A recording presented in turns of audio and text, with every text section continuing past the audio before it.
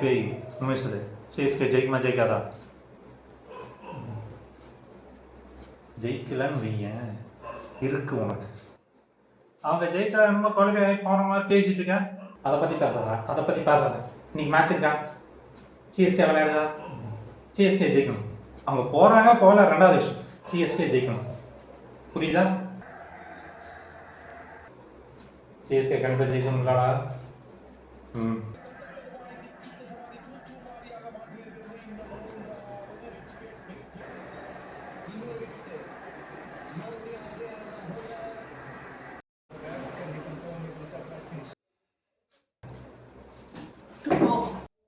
என்னமோ ஜெயிச்சோம்னு சொன்னேன்.